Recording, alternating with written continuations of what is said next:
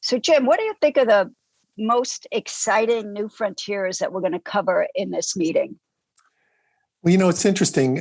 Traditionally, we've always focused in vitamin D on calcium and bone, but over time, we've really come to understand that there's a lot of other different biological effects of vitamin D. So we're going to have things about aging, cancer, brain function, and one of the ones I think that's particularly relevant today is about immunology. Clearly, in this COVID world, we're really interested in anything that might prevent or lessen the effects of COVID. And vitamin D has been really touted as one of those things that might do it. And so we're hoping that our meeting can start bringing some science into this and really help people see where we are in terms of understanding the role of vitamin D in response to viral infections, and then see how that might translate. We have speakers that are going to deal with both of those things. The prime thing that I think will bring a lot of people to the meeting, but what are you excited about when it comes to the meeting?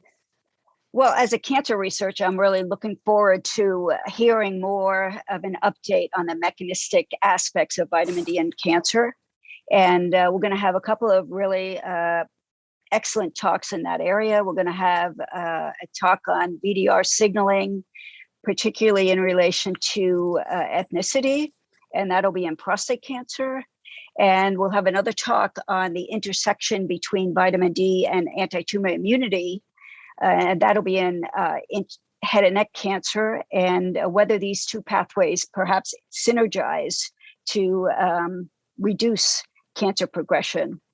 And so these two talks are, really highlighting the idea that, at least when it comes to vitamin D, one size does not fit all.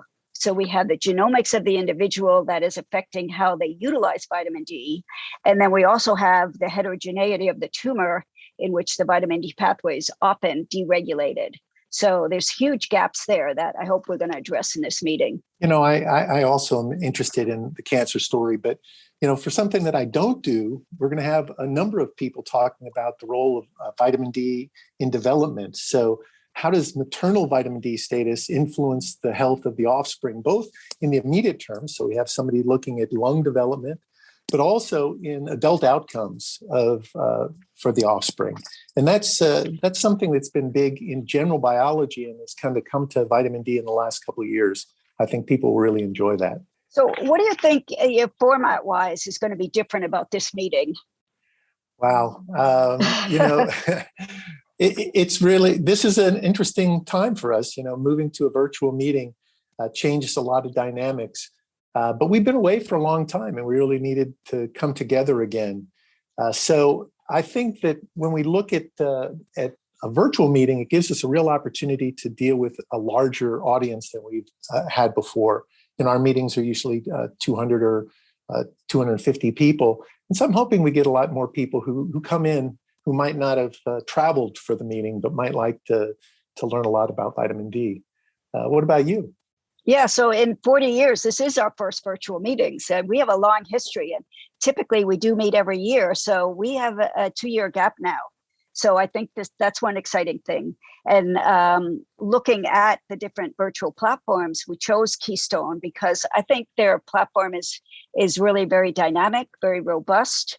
They have a lot of social media integration. I think we're going to be able to spread our word. We're going to be able to get people together and just, we need that at this time. So I think it's really exciting. I'm looking forward to it. In other words, we get to come into the 21st century. Right? Yeah. I guess so. So fields move forward with technical advances. Are there some things that you see out there that are going to be particularly interesting for our audience in the meeting? So yeah, the idea that there's new model systems that people are using. So in one case, we're going to have a talk on the zebrafish model. So that model is, very easy for hypothesis testing, and it's also easily manipulated genetically. So I think that looking at that as a model, really, the vitamin D receptor in zebrafish is going to be telling us a lot. And and then there's the talk on the mass spec technology. So this is a sophisticated technology with mass spec, where specific vitamin D metabolites can be localized in tissues. And again, that's a big gap in our field, isn't it? That we don't really know what tissues accumulate vitamin D and which metabolites are there. And that's what we need to know to figure out what the pathway is doing in each tissue in the body. Yeah, I'm excited about that one too. We have this notion of spatial localization of transcripts and proteomes, and now to have specific metabolites is really going to make a nice picture.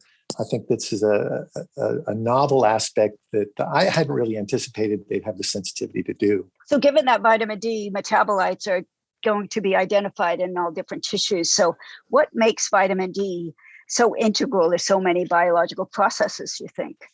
Well, I think it's because vitamin D receptor is pretty much in every tissue.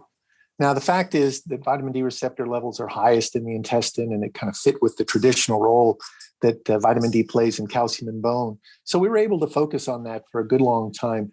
But now that we know VDR is all over the place, it really has opened up a lot of possibilities for how vitamin D might influence different physiologic systems and health outcomes. And you see that both from the basic science to the translation. And there's a number of clinical trials where people are trying to modify really non-traditional outcomes. MS comes to mind in my mind. So, but also because of that, because of the broad nature of the vitamin D pathway in the body, we are bringing together cell and molecular biologists, geneticists, nutrition researchers, endocrinologists, clinicians, epidemiologists. We have a very diverse group. Yeah, no, our meeting is unique in that regard, that we really welcome the breadth of what people might do in the field and try to get them talking to each other. I think that's really novel about what we do. And since we have such a breadth of people, so what type of collaborations do you think people might generate when they come to our meeting? It's really, like I said, we have such a broad diversity of who could show up, both in terms of how they approach the science and what things they're working on. So yeah, these people, because they're coming from different backgrounds, they have different perspectives. They use different model systems and approaches. And so getting people together is what's going to synergize and drive these new collaborations. I think we can do that virtually. I do think the platform is going to allow us to interact, at least as best as possible as we can, since COVID doesn't seem to want to go away. Yeah, no, it's really interesting. I can say for myself, starting from the traditional area of calcium and bone, the more I get to hear other people talk about their areas, the more I can think of new ideas to work in different areas, as well as to just improve what I do in my own area. So I think it's going to be exciting to have people come together. And don't forget, we're going to have poster sessions that are going to be interactive, and we're going to have sci talks and short talks. So there's going to be many opportunities for people to get their message across. Yeah, it's going to be exciting. Yeah, looking forward to it.